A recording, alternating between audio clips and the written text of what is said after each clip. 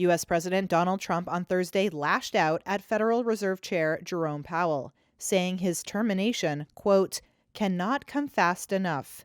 In a Truth Social post, Trump said Powell, quote, should have lowered interest rates like the European Central Bank long ago, and that he should, quote, certainly lower them now. The ECB cut its key rate 1/4 point on Thursday in response to a growth outlook that had deteriorated owing to trade tensions in the wake of Trump's efforts to raise tariffs.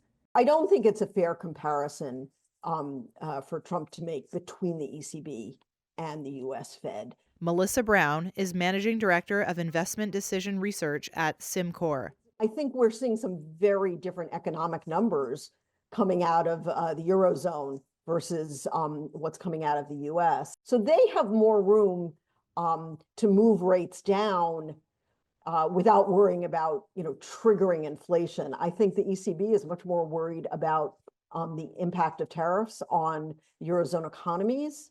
Powell has a different mandate. In the U.S., the expectation is that these tariffs will be inflationary.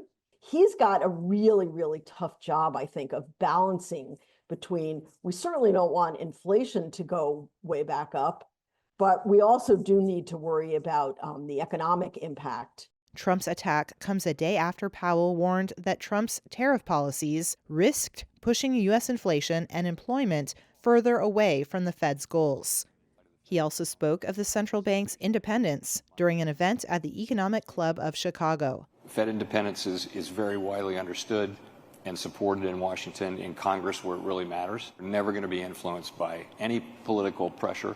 Powell, who Trump nominated for Fed chair during his first term, also said the central bank was not prepared to move policy in any direction or at any pace until Trump's tariff plans are finalized and their impact is more clear. Powell's term as chair expires in May 2026.